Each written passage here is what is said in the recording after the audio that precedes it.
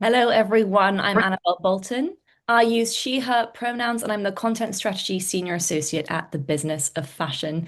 Thank you so much for joining us today for the new rules for effective marketing, a BOF Live in partnership with Ekimetrics. As always, the chat box is open, so do let us know where you're dialing in from today, and please also share any questions that might spring to mind using the Q&A function. We'll do our very best to make time for them either as we go or at the end of the session. At the start of this year, my colleague Alice and I partnered with Ekimetrics, a global leader in data science for business performance, to explore the biggest challenges and missed opportunities facing chief marketing officers across fashion and beauty today. And when we say missed opportunities, what I'm really talking about here are things like untapped channels, creative risks, and strategies with huge potential payoffs, but ones that are often perceived as harder to measure or even harder to justify to your CFO. So to dig into that, we interviewed CMOs from the likes of Calvin Klein, from Rare Beauty, Todd's Group, Merit. We spoke to experts and analysts from WGSN and Merkle, and we combined that with insights and measurement approaches from Ekimetrics and produced a report entitled the CMO Brief. If you haven't had a chance to read it, we'll be sharing a link now in the chat box for you to download and have a little look. And in today's session, what we're going to do is spend some time reflecting on the key learnings from that report and share some best-in-class strategies as well. And to help me do that, I'm absolutely delighted to be joined by three expert panelists. First up, we have Alice Gividen, who is BOF's Director of Content Strategy and co-author of the report. Alice, thanks so much for joining us. Hi, Annabelle. It's so nice to be here. Thank you very much. Next up, we have Sona Abaryan, a partner at Ekimetrics. Founded in 2006, Ekimetrics is a leading tech-enabled data science firm which has supported over 50 fashion and beauty brands to pioneer the use of advanced analytics and AI to improve marketing effectiveness. Thank you, Sona, for taking the time to be with us today. Thank you so much. Happy to be here. And last but not least, we have Julia Collier, who's the Chief Marketing Officer at J. Crew. Julia joined the business at the start of this year to lead the company's brand marketing and creative strategy, including the brand's widely seen RollNet campaign. Formerly Senior VP of Marketing at Skims, she shaped the brand's voice and high-profile partnerships with the likes of the NBA, WNBA, Team USA, and luxury houses, including Fendi and Dolce & Gabbana. Welcome, Julia, and thank you so much for joining us. Hi, it's so nice to be here. Thank you for having me. Great. Well, without further ado, let's dive into the content. I want to start today's session by looking at what the report calls out as underserved marketing channels, which are really expanding and fragmenting in real time. So for this, Alice, I'll come to you first. Sure. I'd love to hear from you. What are some examples of these kind of untapped channels referred to in the report, and what are the advantages of investing in them? Sure. Well, I think the interesting thing that we, dug into in the report is, what do we even class here as a channel? Does this have to be natively shoppable to be classed as a channel, as a path to conversion? Probably not. Media channels are expanding and fragmenting. We were just talking in the green room before we got going about how complex this is now and how really an effective cross-channel strategy is just looking very, very different.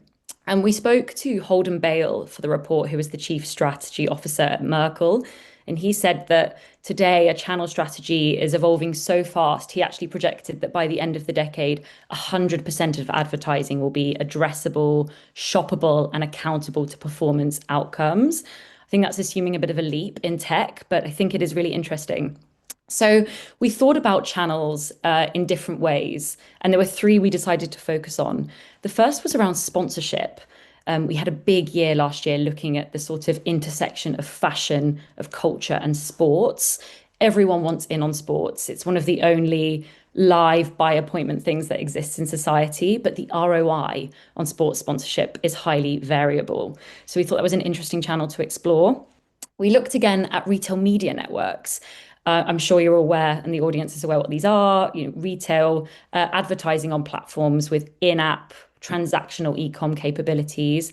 They are becoming a really formidable advertising avenue. So exploring that as a channel. And then the third was really around influencers more broadly. We, again, were just speaking about how influencer marketings have perhaps been replaced or is evolving into a compelling creator strategy that, balances reach with responding directly to the zeitgeist, being quick to tap into new creators that are enjoying viral moments, and that being a really important channel. There is a component of this as well that's really around Reddit, Discord, Substack, places or platforms where consumers gather for feedback, and these being a place where I think relationships with customers thrive. So those were sort of the three big channels we dug into as being undertapped and underserved, and with so much, I think, white space for opportunity. Absolutely. And as you mentioned, Alice, the customer today is really, they're searching, they're scrolling, they're shopping, they're converting in so many different places. Not only the three places you just mentioned, but several others. And Sona, I want to come to you to ask that, with so many of these platforms competing for attention, how should marketers prioritize where to experiment? Yeah, I think ultimately the standard kind of marketing principles still apply, right? You're still looking for a brand fit, an audience fit. Also, does it fit with the objective, with what you want to achieve? Two pieces of advice I would give from how I've seen kind of the most mature organizations deal with experimentation is, first of all, having a dedicated budget for experimentation. And you can only get to that if you know what the majority of your marketing is going to deliver. So you have the confidence that, okay, I know I'm going to hit my targets and I can afford to spend this much on just experimenting. The other way, like the common way that we see clients experiment as well, is in how they scale investment. So let's say you're spending 5% of your investment in YouTube and it has a really strong ROI. The way you might experiment next is to say, let me increase that by another 20% and see if the ROI is holding until you get to a moment where actually the marginal return is, better used elsewhere, and that's kind of the optimal level for that channel. Absolutely. And staying with you, Sona, I want to pose another question to you, thinking about the kind of the long term and the short term within this space and within that kind of experimentation you were talking about. What role do you think then brand equity versus kind of short-term performance plays when you're evaluating these newer channels? Yeah, the common challenge, honestly, is when you're experimenting, do you have the right measurements set up to conclude on that experiment? And, a lot of the time, if it's a conversion tactic, low funnel tactic, probably the answer is yes. But the gap that we see predominantly is if it is a brand equity driver, if it's a longer term driver. Brands don't often have the measurements set up to be able to say, yes, that did its job, and be able to quantify that.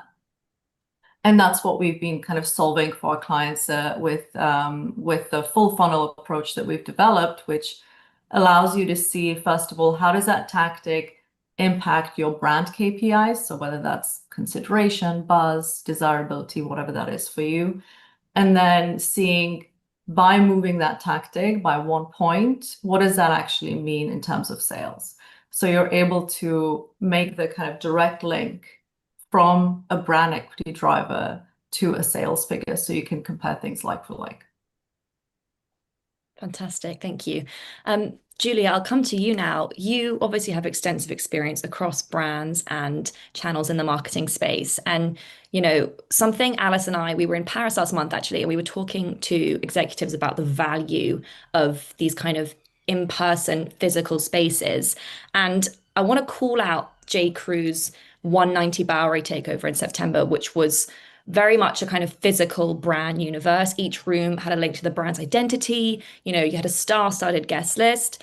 So I'd love to ask you, how big a focus are in-person events in your marketing approach, and what does success really feel like with these? They're a huge focus. I think right now, I truly believe that customers, audiences, people want in-person connection. They want to be able to live in a brand, and a brand like J. Crew that has so much of its, romantic roots in history and nostalgia. IRL events are a way for us to really bring those up to 2025 and create experiences where people can feel the nostalgia and the emotion that they want from a brand like us, but also get to interact and experience it in fresh new ways. So, for us, it's so important to maintain that close bond and connection with people. It's also a great acquisition tool. It creates buzz, it creates news, it creates chatter. It's a form of entertainment. When we were doing that activation, I was as much focused on the IRL experience as I was on the content and the storytelling that we were doing around it. Is this interesting to someone who lives in Dallas, or is it interesting to the many people on this call all over the world? Are we providing entertainment outside of, the experience that we're creating for these 5, 10,000 people who are able to come and walk through the doors? So, I think for me, IRL experiences really show outwardly what a brand lives like, feels like as a living, breathing thing. But also, as I said, it provides a content opportunity for people, for celebrities, for events, for so many things. So you really get a lot out of it. And when we think about IRL experiences, they extend through to our stores as well. They're not just these big, flashy things. I love those things, don't get me wrong. But really, there's so much value in what those experiences translate to in our retail environments. How are we empowering our associates to, create the same type of connection? And perhaps there are certain elements that are brought through to the store environment that, create a similar effect. So we're really thinking about it through the line, and just any opportunity to speak to people and hear people and have that two-way conversation is so important for us. And Julia, when you're looking at activations, whether it's these in-person ones, whether it's an online, campaign drive, what are the early signals like, engagement, sentiment, creative partnerships, whatever it might be, that act as leading indicators of success for you before you see those sales figures come through? I mean, I think outside of IRL activations, but just in general, like any marketing activity we do, that we really put a lot of, 360 thought into. I can always tell within like 4 to 5 hours of it going live, is it going to stick? If within those 4 to 5 hours I've, received text messages from people I haven't spoken to in a year, if I receive DMs from people being like, oh my God, I love this, and they're people outside of my network, that day, if you get emails from agents pitching their talent, all of these external factors that aren't direct correlations to the work itself, but really results of how it's impacted, tell me that we've extended beyond our ecosystem. Of course, we look at engagement as well on our own channels, but you kind of have to assume that that engagement is not a given, but you're engaging with an already engaged audience. When you start to see external factors come in that have nothing to do with the day to day, that's for me when I know that things look really promising. And then when you receive the data a week, 2 weeks later, you have those really fun stats that really validate those early thoughts. My favorite one from the Rollneck campaign that we just launched a few months ago was Google searches for J. Crew rollneck as a term went up by over 900% over 2 weeks, which for me is so compelling because it tells me that it's a phrase. It's not just like, oh, I need the product. It's like, it's a phrase within culture. And so people are Googling it to find out more to do with what it means versus going to jcrew.com and typing in rollneck into the search bar. So it's indicators like that to me that, again, the data really validates this larger ecosystem response, but that initial very gut driven lead of like, does this feel like something? A lot of the time the answer is no as well, by the way. So you really do know when it's a yes or a no. You just kind of feel it. Fantastic. Well, before we close out this section, I just want to move to you, Alice, to talk a little bit about community, and what we unpacked in the report surrounding community and community building. How how was it that successful brands that you spoke to for the report define the measurement of community, and how does that differ from traditional engagement metrics? Well, it's kind of what like Julia was just talking about that indirect impact or echo, like that feeling that you could get that really showed that something was community building. I think we could do a whole other live event on the term community and brands having communities. I think it's a very overused term. But I do think we had an interesting conversation, particularly with Katie Welsh, actually, who's the CMO of Rare Beauty. Um, she had, I think, the most refreshing take. You think about that as a founder-led brand. She at the time of writing the report, Selena Gomez had more than 400 million followers on Instagram, the most followed woman on the platform, I believe.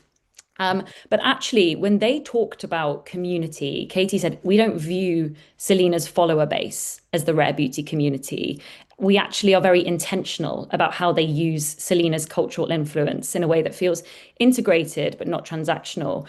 And actually, in chatter online about rare beauty, Selena Gomez is only mentioned in 8% of those sort of community interactions.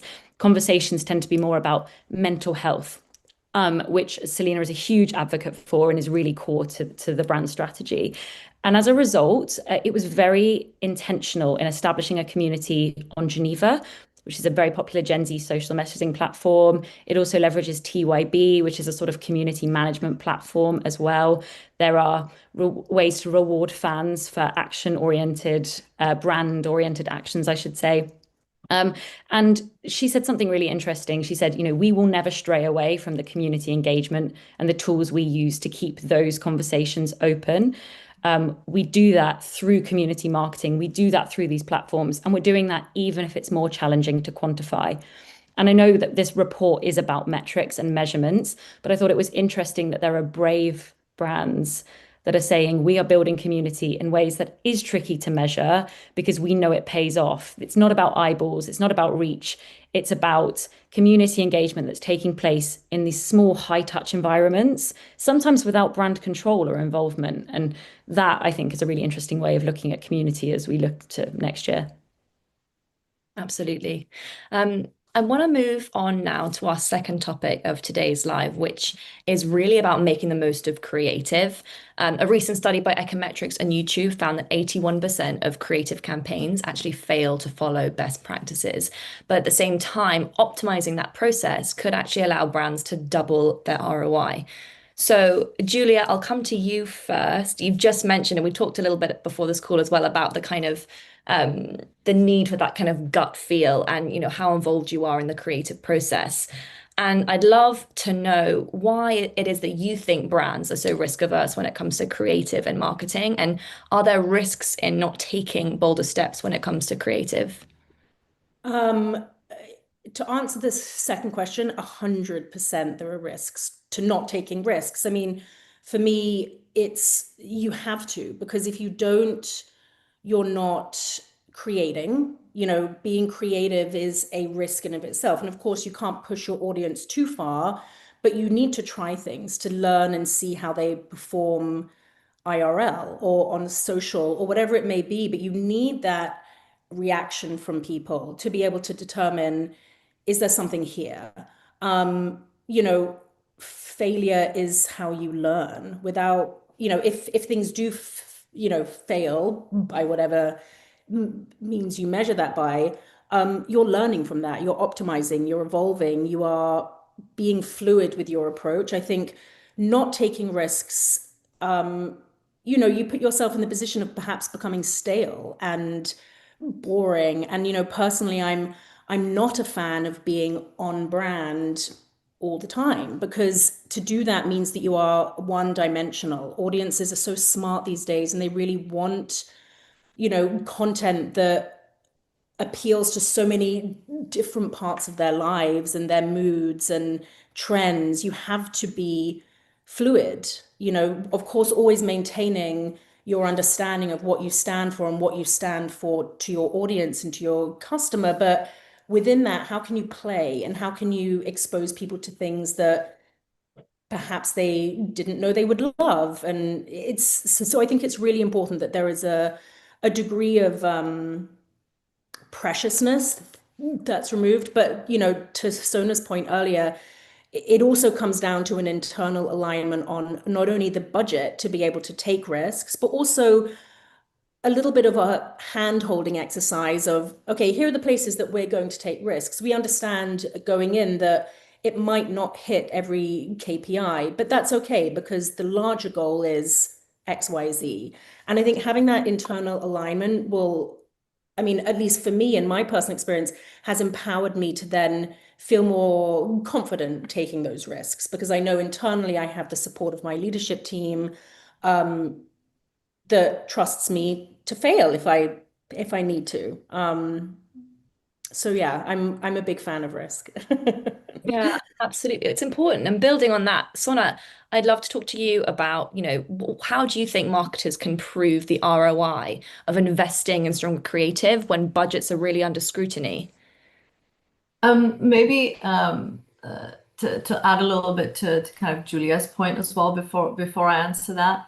I think that having the confidence of a creative to build confidence in taking creative decisions, creative risks, actually having a very good execution plan will help you do that. Because if you have a good creative and an excellent execution plan, you'll have good performance. If you have a great creative, you will knock it out of the park. But if you have if you have a great creative and a poor execution plan, you will have poor performance. So the creative risk is about headroom if you have a good execution strategy in place. And I think in a way, marketeers can also tend to over-innovate sometimes, where keeping some consistency in creative is really valuable. We see the ROI hit its optimal the second or even the third time that it's being run. So I think a little bit of consistency in what the customer is seeing is also really helpful.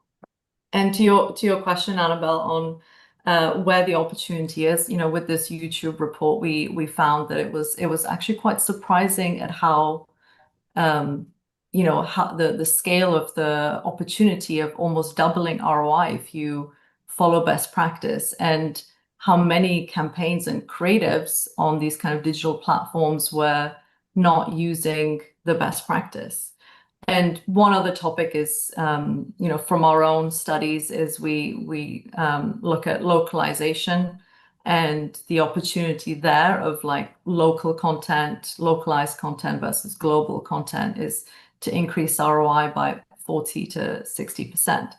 So the kind of business cases are there, and I think it's more about having the execution plan to be comfortable with those risks.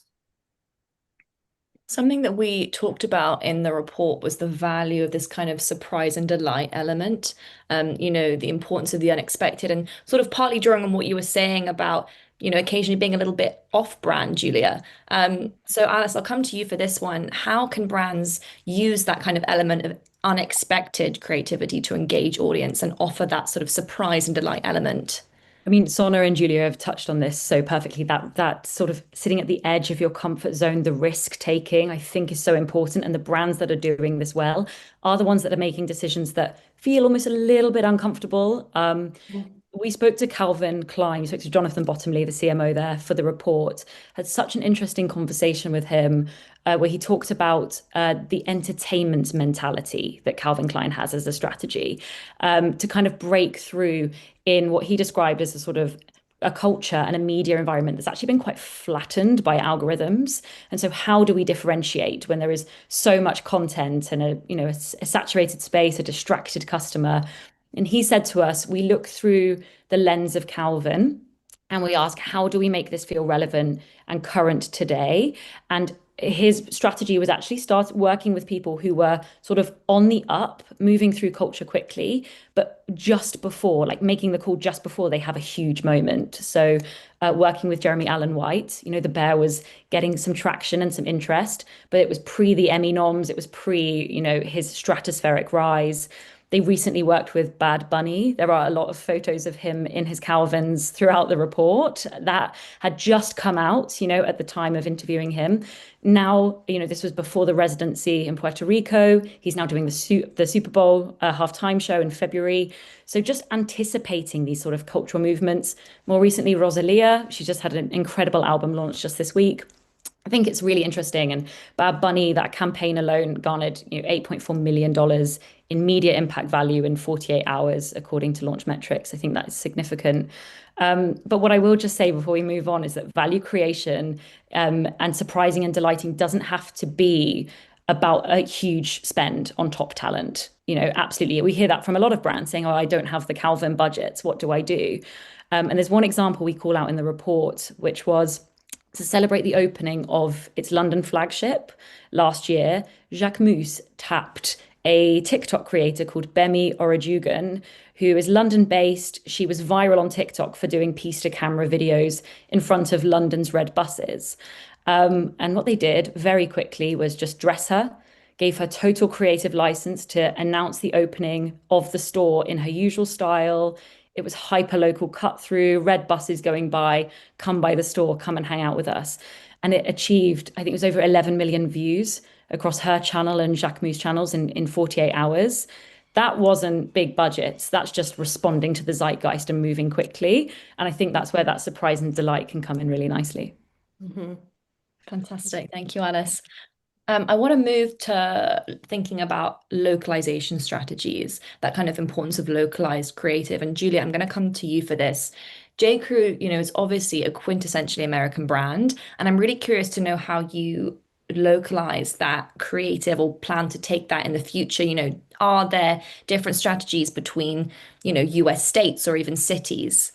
Mm-hmm. Absolutely. And I think what Alice is saying really resonates and is very much informed about how we're thinking about 2026 in terms of creators and localized creators. Because, whilst in New York, we have a style preposition twice a month, our goal is to dress Americans, and we have been doing it for 40 years. And throughout those 40 years, our style perspective has changed with trend. And we, of course, have our classics that maintain consistency. But there is naturally in the design process in our product world this, flexibility to lean into trend and etc. So as that relates to a localization, really engaging local influencers to drive conversation. And for us, we do center it around our stores. Again, our stores for us are such an important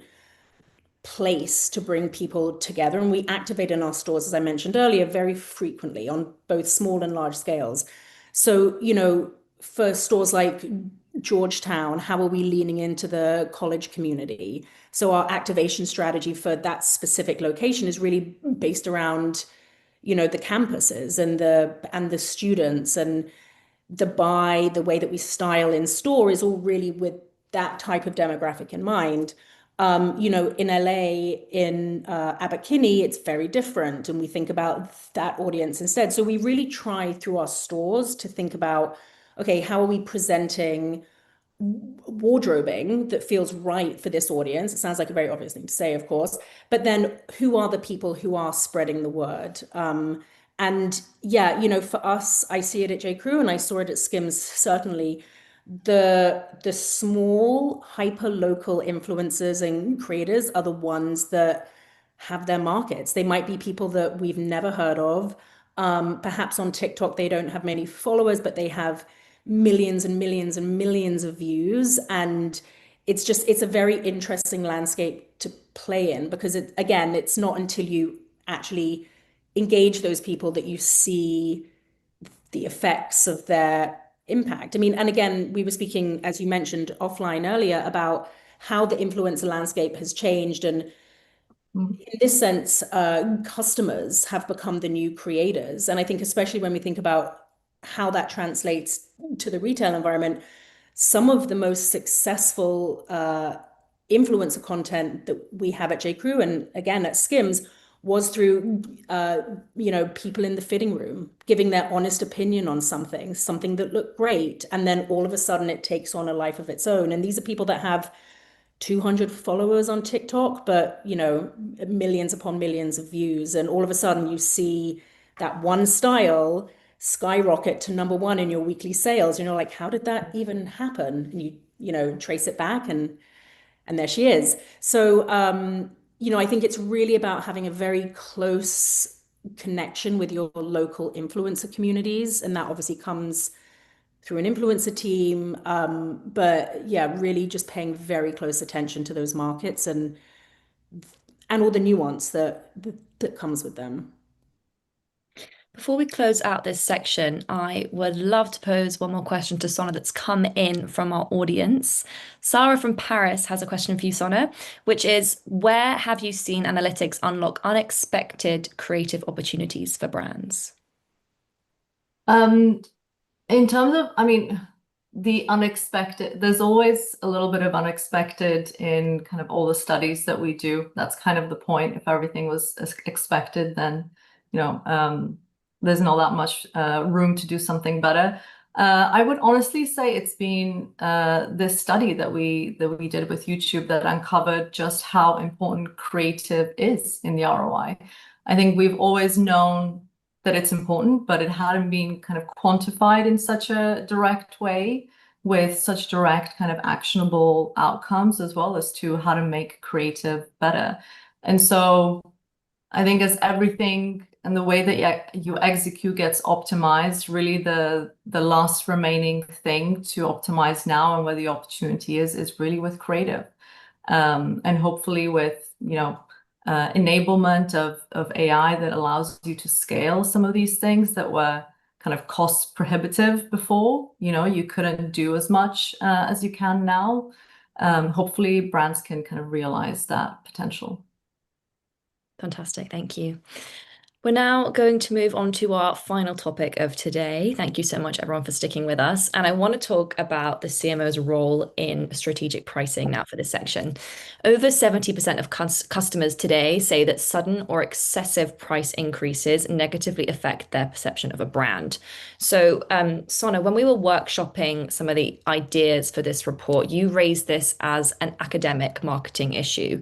And Alice and I had a lot of fun actually speaking with different CMOs and getting their take on how involved they are in pricing decisions. So I'd love to ask you, why do you think CMOs should have a seat at the table when it comes to just strategic pricing, and what unique perspective do they bring? Yes. Maybe to level set, first of all, the importance of pricing, and I can kind of group a little bit of promotion within that as well. It tends to drive between like 20 to even up to 40% of incremental sales, right? Which is really significant. A lot of the time it drives more than media. So it is a large lever, and if you get it right, you have a lot of opportunity, but the cost of getting it wrong is also big.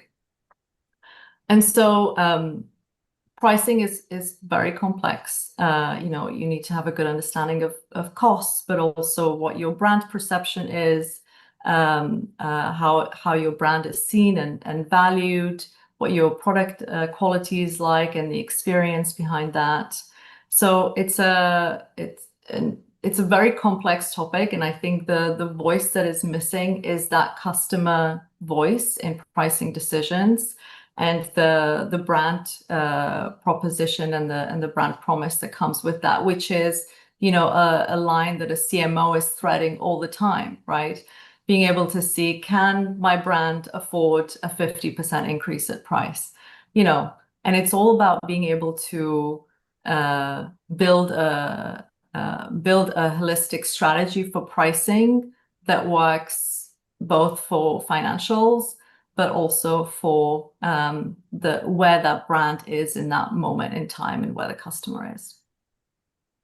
Yeah, absolutely. And so maybe last thing to say is we see a lot of that silo, right, in organizations. Like marketing and commercial tend to take decisions quite separately.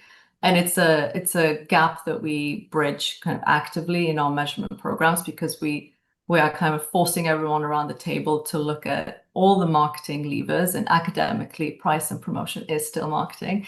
And so we kind of force everyone around the table to have that holistic view. Yeah, absolutely.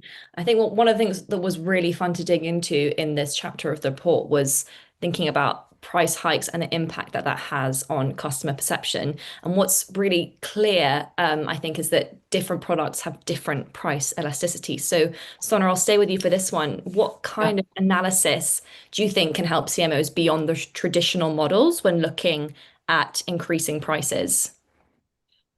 Maybe to clarify, the traditional models would be things like just being able to like quantify the impact of these choices, right? If you increase your price by 50%, is the revenue increase from that going to compensate for the volume that you're going to lose? It also helps at a very granular level for each product. What should be the price? How you think about different customer bases? How do you think about personalization? But one thing I want to put forward is elasticity itself is a KPI of success as well for a CMO. Because if you manage through your brand value, through your storytelling, through the acquisition of higher value customers, if you manage to decrease your price elasticity, the kind of long-term impact of that on your business is huge, because you're building resilience for your brand to be able to absorb shocks in the future. And we go through economic kind of cycles every decade, sometimes more frequently. But if you're able to decrease your price elasticity, then that builds a lot of resilience for your brand. Absolutely. Alice, I'll come to you now. Naturally, as I mentioned, we spoke to several different CMOs for the report. I'd love to hear your thoughts on what was your conclusion on, how involved CMOs should be in pricing decisions. Yeah, we did have a lot of fun with this one. I think we talked about it. I love this thing you say, Sona, about it being academically a pricing issue. And the more CMOs and more experts that we spoke to, the more I could see how this really stays true. Obviously, in a kind of very like binary sense, a CMO doesn't own the P&L, and therefore technically doesn't own pricing per se. But to Sona's point, the CMO's role in this equation is the voice of the customer. And I think that's so interesting. If you think about everything we've talked about today, about these channels and these feedback loops, combine that with the mood this year, which is a very, very price conscious or value conscious customer, I should say. We have seen Reddit threads of, Chanel customers in the Middle East reviewing handbags and talking about prices outpacing inflation. There is the kind of conversations around price on your marketing channels has sort of blown up and I think become really prevalent. And as a result, a price that is set further down the chain, if there is customer backlash on the price of that product, that comes to a marketer's team and to social teams as well. So I do absolutely, they should be involved. I think it's really, really important. And I think they positively impact pricing decisions. I think this speaks to their role as marketers, as leaders in communicating value with clarity and consistency across channels. And I think that the brands that are showing why things are priced the way they are, communicating great brand storytelling, communicating their value to customers are going to be the ones that win in 2026. That feeds so nicely into the question that I now want to pose to Julia. Thank you, Alice, because value piece is so important. As you mentioned, brands are witness to a super value conscious consumer right now. And so with that in mind, Julia, I'd love to tap into your expertise around value driven branding. There is naturally a relationship between price and customer, as we've just been talking about. And obviously brands risk alienating customers if they don't get that right. And if customers don't feel like their products are fairly priced. So for you, what role does storytelling play in helping customers perceive price as fair and really value driven? Yeah, I think for me, it's really about the value piece. And you can say it without saying it, right? Like if you stand behind a product as a brand, you hero it in the right way, it will communicate a value. It will keep an importance. And again, it kind of comes back a little bit to an internal alignment and why it's so important for CMOs to have a seat at the table, because collectively you can make the decision, and you should be making the decision as an organization to say, we have these, 10 styles that are sacred to us. We've had them in our brand for 40 years. They will never go on promo. We will continue to build franchises around them. And they kind of become, or they should become to a degree, untouchable, because that's where you are standing behind your value and you're standing behind your price commitment as well. When we did the roll neck campaign, for us, that was such an interesting experiment in essentially product marketing, but through a brand marketing lens. It was an ensemble campaign with celebrity talent who sat firmly in the zeitgeist. They all represented their own distinct versions of American style. And by heroing this piece that has been in our family for, as I said, over 40 years, a beloved piece. People have, an almost romantic relationship with the roll neck.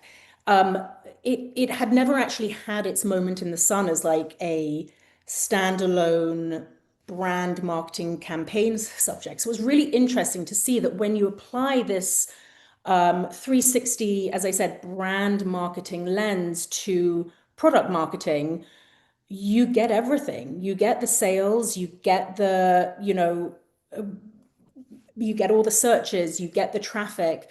You also get the buzz, the storytelling, the press, the headlines, and it creates a halo. With the Raw Neck specifically, that campaign launched a couple months ago, and as I said, we saw really incredible results. But what we're also seeing is that it's still living on. We continue to release new colors, and they sell out by themselves without any marketing at all. So I think when you combine brand marketing and product marketing, you can't do it all the time, of course, but when you can and you can really stand behind a product, you almost don't have to communicate the value specifically because you're showing it and you're behaving that way. The customer is so smart. Like they know what they want and they want to buy good product. You just have to really listen to what they want and show up in the right way to really get behind those key things. I love what you were saying there about borrowing from brand marketing for product marketing. That was really powerful. We touched on it a little bit in the report, actually. But while I'm with you, Julia, we've had a question come in from our audience, from Anne in London. I'd love to ask you, what makes a successful, impactful marketing campaign? A big question. That's a great question. And there are so many ways to answer that, but I think where I would start with answering it is saying, first and foremost, being aware of the cultural context, the macro economy. What are people saying? What's the vibe out there? And it really is, again, like I am a very gut-driven person when it comes to marketing. So for me, I really need to like feel what people want from us right now. Do people want nostalgia? Do people want freshness? Do they want innovation? So I kind of take a temperature check. And then, of course, I have the business goals in the back of my mind. Like, what are the key things that we need to push? Where are the key investments? Where do we need to comp last year? Like all of the metrics, I have them already there. So putting those two things together will lead me to an answer of, okay, this feels like the right time to do X. Then I kind of put on my Skims hat, which is to say you have to do everything all at once, everywhere, all the time. You really have to be in people's eyesights. And that could be a combination of outdoor or more, traditional advertising paired with a strong performance-driven campaign, paired with an influencer strategy, paired with a retail strategy, paired with, talent for me is always a huge lever in being able to access new audiences, but it has to be very strategically cast talent. They really have to make sense for what you're trying to talk about, and they really have to represent you as a brand. There has to be a degree of tension as well. It can't be expected because that's just really boring. It has to be surprising, as we've already spoken about earlier, but in a way that it was like, oh, I never thought about that before, but it feels so right. I do see talent castings happen every now and again where you're like, yeah, that's surprising, but it doesn't feel right. It feels like an endorsement. So it's really a very, very careful process when it comes to casting talent and, choosing the right talent. But when you have it, it's can be extremely powerful. So I think really it's like, as I said, not to repeat myself, but having a very good understanding of what people expect from you, what the economy is doing, where your audience is engaging, what platforms they're on, and what the content is that they're engaging with on those platforms. You kind of have to have this all going on in your mind, and then you make a decision. As I said, it doesn't always work. I've done campaigns in the past where they've been everything has been perfect. It's been the right talent at the right time with the right media buy behind it on the right platforms with the right product. And for whatever reason, the cultural zeitgeist doesn't fit in the exact moment that you launch it. And you're like, I don't understand. We did all the right things. So it can happen. But to Sona's earlier point, if you have the right plan and you have and you have to also have the organizational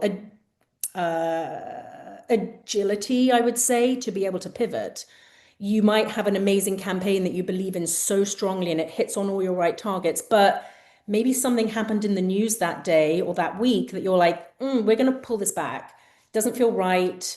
Or, I had a campaign once happen when Paris Fashion Week happened to have like the buzziest front rows, and we had a talent campaign coming out at the same time, and ours just didn't cut through because Paris was so incredible. And so again, it's like you have to have the ability to hold things back or sometimes pull them forward. If there's a moment that you're seeing out there that you're like, oh, this feels like we need to pull this campaign up to really make sure we're aligning with the conversation, it's important to try and do that. It's not always possible when you work for large organizations, but when you work for smaller ones, you can mobilize much more quickly. Very good answer. I hope I answered it enough. So I just wanted to echo that. I think there's always like so many external factors that you just don't have control over, right? That also influence your business performance in a moment in time. So, as much as you can control, but there's always going to be things that are external and macro. Absolutely. Well, thank you. I'm afraid that's all we have time for today. Thank you, Julia. Thank you, Alice. Thank you, Sona, for your time. Thank you for our audience for being so engaged, and for all your questions. I'm sorry we didn't have time for more. But thank you and see you at our next BOF Live. Thank you so much for having me.